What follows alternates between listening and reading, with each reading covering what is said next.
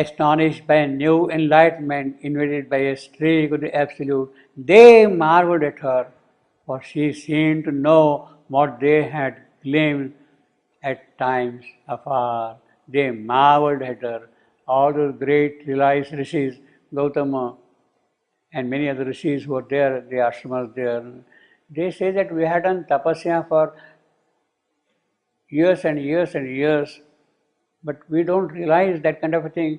And with such ease, with such intimacy, Savitri is uttering those words. Wherefrom has that knowledge come to Savitri? They are marveling at her. They are wondering how Savitri got those realizations, you see. For she seemed to know what they had only glimpsed. Only once in a while, and that also they discern, oh, that great, great, great supramental truth. Some little idea only. But Savitri is speaking as if she is living in that world and she is a denizen, a citizen of those countries, you see. These thoughts were formed not in her listening brain. Whatever she was speaking, they were formed. Because this thought did not come in her brain. We don't manufacture, we manufacture thought. In the case of Savitri, they came directly to her. These thoughts were found not in her listening brain. Her vacant heart was like a stringless harp. See what a contrast. You see, this is a wonderful line from the point of poetry. Her vacant heart was like a stringless harp. Now imagine a harp. Harp has to have strings to play music, to play notes. But here is a harp which has no strings at all. It's empty. And therefore it is a vacant heart. Her heart is like a vacant harp now. Now we have created harps with maybe how many? 200 strings.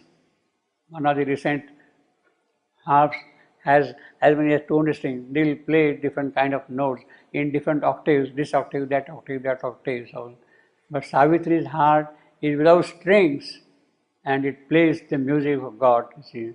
Impassive, the body claim not its own voice, but let the luminous greatness through it pass. So it is not physical body of Savitri who is speaking out, but that body is offering itself for the divine voice to enter through it and express to itself. A dual power at being occult pole, still acted, nameless and invisible. A divine emptiness was their emptiness. A dual power, the divine and this worldly, both of them are acting together. Her divine emptiness, she has become so empty. It is Divya Shunyata. You see, it is that kind of a Divya Shunyata in which she is uttering, and it is that Divya Shunyata which has become the instrument, yantra. Inconscient nature, what are the dual power? Is question. First is the inconscient nature. Inconscient nature dealt with the world it had made, and using still the body's instrument, slipped through the conscious void she had become. This is one power. The second is the superconscious mystery. What is here? What is up there? The superconscious mystery. Through that void mission is word to touch the thoughts of men. As yet, this great impersonal speech was rare. Now, Savitri is speaking in that manner, but it is a rare thing. Such a speech doesn't happen every day, extremely rare. Only great divine person, and it is again impersonal. Impersonal means although physically the instrument is Savitri as a person, yet it is coming from an impersonal source. But now the unmoving, wide spiritual spirit, unmoving, which is still, which is quiet, which is not disturbed, which is not stirred by anything, in that wide spiritual spirit, in which her mind survived tranquil and bare, admitted a traveler from the cosmic breadth. So now, from the cosmic dimension, something can enter into Savitri. A thought came through draped as an outer void. So Savitri is speaking, she is allowing that thing from the cosmic breadth to enter, and what is coming is a traveler only.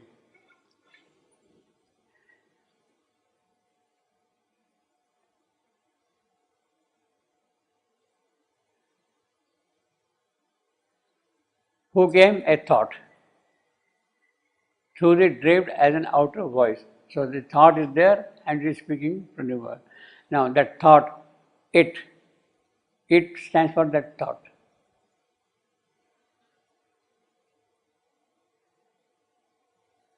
It called not for the witness of the mind. So it doesn't need somebody to certify, yes, I am here, mind, etc. It spoke not to the hushed receiving heart. That thought does not speak to the receiving heart. It came direct to the pure perception seed. So what is pure in us? Pure perception, it is born of our soul. The psychic perception, that is the purest perception. So it came direct to the pure perception seed and only center now of consciousness. So there is nothing now except that psychic being which is a pure perception which can receive all this. So a thought is coming there. If center could be where all seem only space, no more shut in by body, no more shut in by body's walls and gaze, her being a circle without circumference. It is a circle, but it is not complete. So it can keep on expanding, you see. Now this contrast is just the charm of mystic poetry. You have to understand the sense of it. There cannot be a circle without a circumference. You see, it has to have a circle is a closed line. See, but here is something different. You see, already now surpass all cosmic bound and more spread into infinity. Because it is spreading more and more into infinity, therefore there is no circumference. It is spreading constantly into infinity. The circle is as if kind of widening, you see. Being made without circumference, already now surpass all cosmic bound, all the limitations of the cosmic manifestation of Jagat, of this world. Everything is past. Your thoughts, your mind, your power, your light, your knowledge, your love, your duty, your everything is as a widening into that infinity. This being was its own unbounded world, a world without form or feature or circumstance. It is not governed by situations. It has no form. It is not arupa. It is not nirupa also. It has a roop, but which can constantly keep on growing, expanding, you see. Without form or feature. It has no quality. It is without quality, yet it has something of its own. It had no ground, no wall, no roof of thought. So there is nothing like a roof. It is open all the while to the infinity of sky. In a silence, motionless and illimitable. There was no person there, no centered mind, no seed of feeling on which be it event or objects wrought and shaped reactions to stress. There was no motion in this inner world. All was a still and even infinity. Everything is quiet. Yet going on, you see. In her, the unseen, the unknown, waited his hour. Savitri has become so calm, so silent, so impersonal that now the unseen, adrashta, the unknown, ajnat, are waiting, is waiting his hour to express and do work in Savitri. Savitri has now completely given up everything. She is now an empty slate and he can write whatever he wants to write on that empty slate, you see. She is given a blank piece of paper, a new doc, and you can keep on writing now in the word format whatever you want, you see. Completely, you see.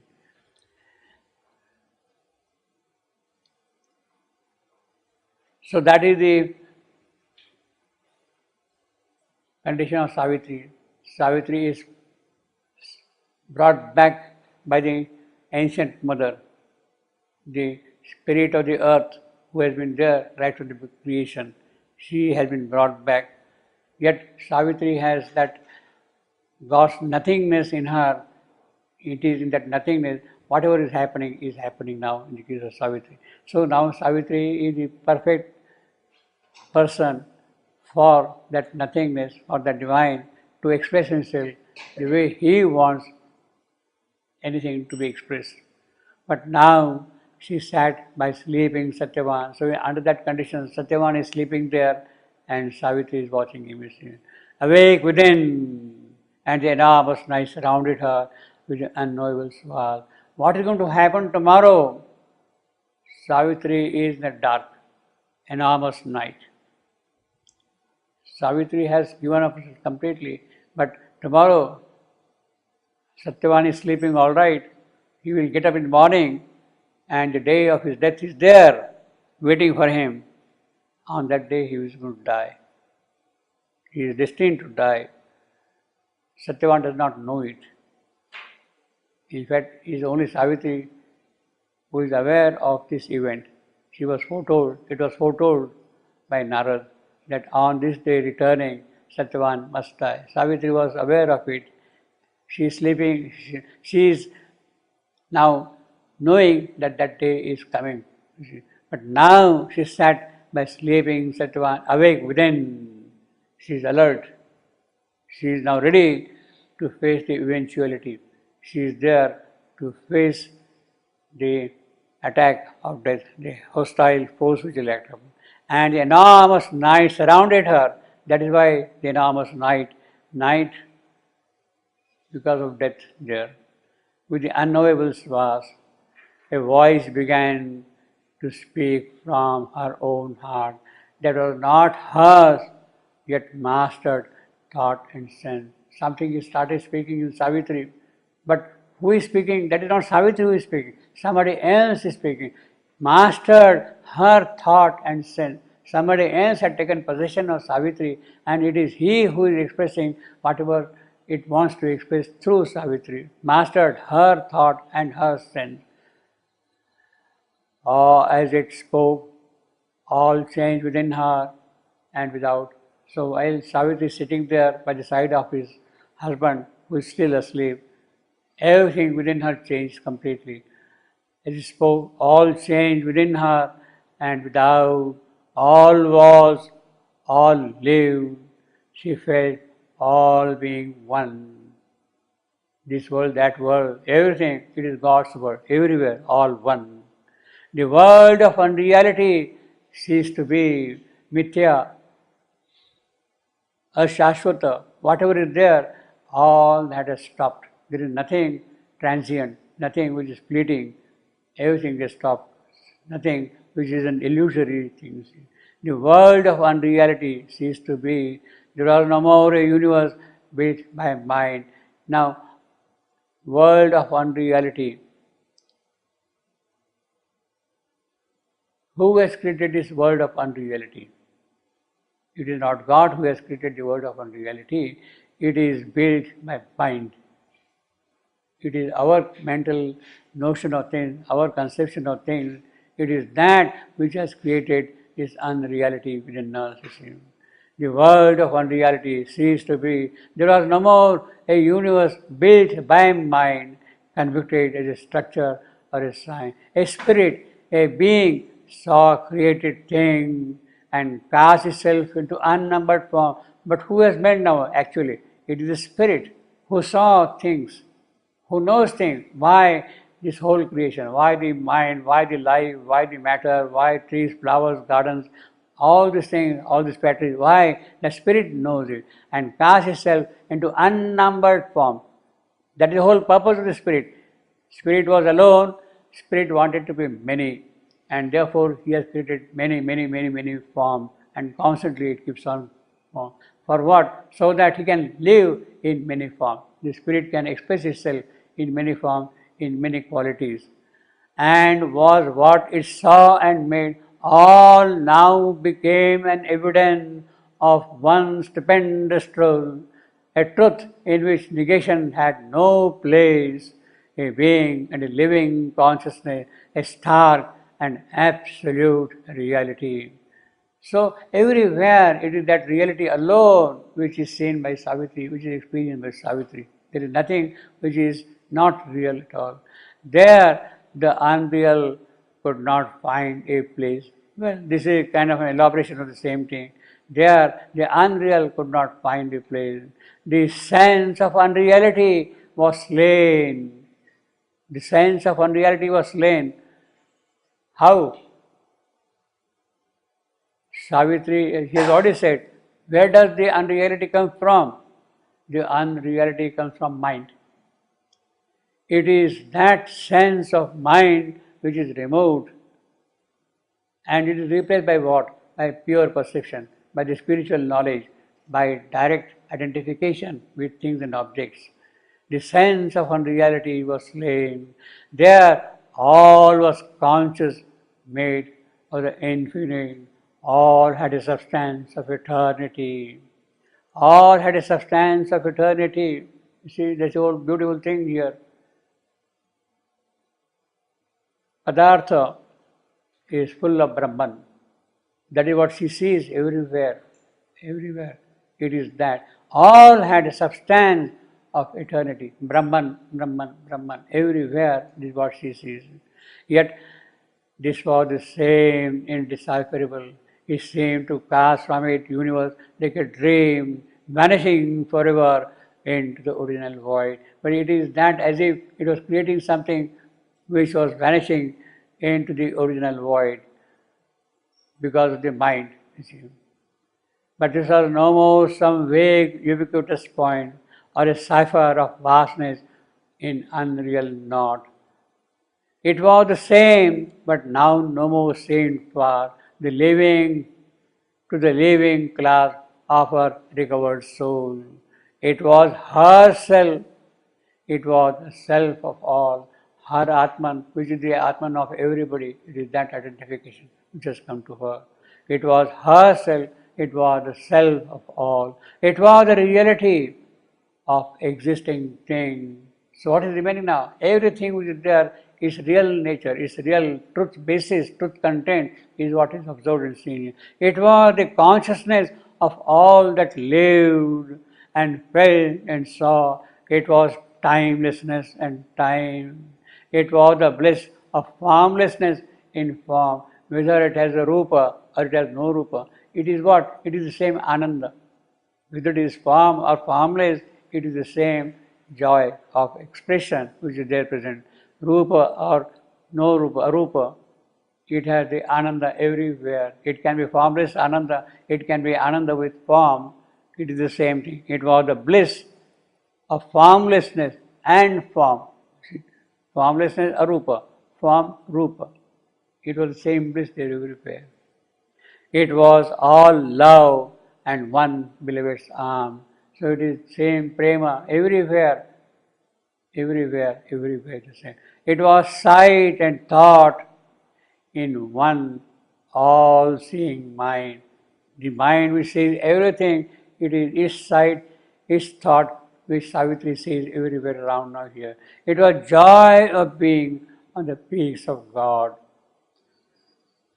It was joy of being on the peace of God. Now here, grammatically, there is a little difficulty in this line.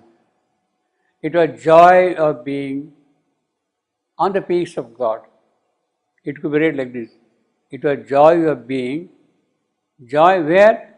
On the peace of God. Being on the peace of God, being, joy of being, that I am there, I am joy, on the peace of God. That is one way, if you read it, it was joy of being on the peace of God. Or else you can read, it was joy of being on the peaks. See, it makes difference. You see, it was joy of being on the peaks. Where? Of God, you see. Same sentence, it depends on how you read. It was joy of being on the peace of God. Which one we take? Pardon me? Which one we take now? The first one. First one. Which one I should take?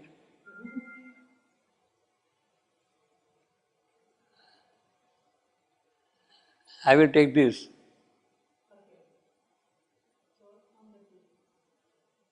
On the peak. Which peak of God? I am on top of the world, see, in the seventh cloud or whatever you want to call it. See. It is that I will say. Which one you will take? Which one you will take? Yes, also. You will also take that. Because, you see, it was joy of being, I mean, looks little dilute, not so forceful, so substantial, you see. It doesn't sound very substantial. It was joy, okay, you are there, all right, okay, you see, that kind of a thing.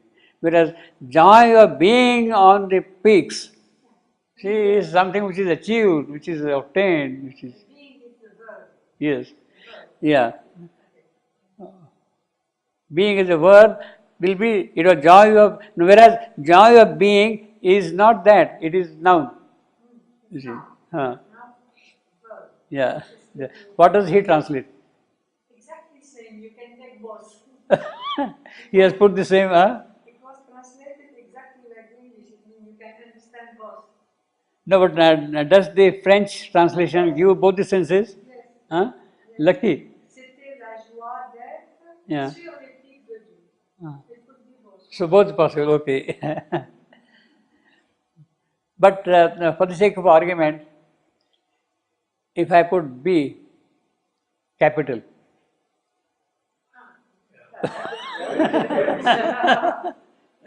then you are done for. That double meaning is lost. Yeah.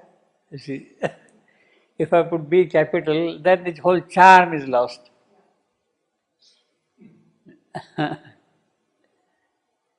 In that case, by putting B capital, we have pinned down this thing to a noun,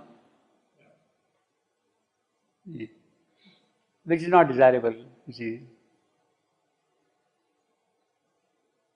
she passed beyond time into eternity, slipped out of space and became the infinite. Her being rose into unreachable heights and found no end of its journey in the self. So the self is endless, endless, endless, infinite. So Atman, Atman, Atman, she is traveling throughout. It plunged into the unfathomable deeps down below and found no end to the silent mystery. You go deeper and deeper, deeper and deeper. Everything is Adbhuta, everything is Ascharya, everything is marvelous. It is silent mystery. Constantly, you see. You see, what it means is that we talk of inconscience, we talk of mind, we talk of physical, we talk of mental, we talk of vital, we talk of levels and subconscious and all that thing. But ultimately, it is a silent mystery. It is there with something holding in itself which must come out.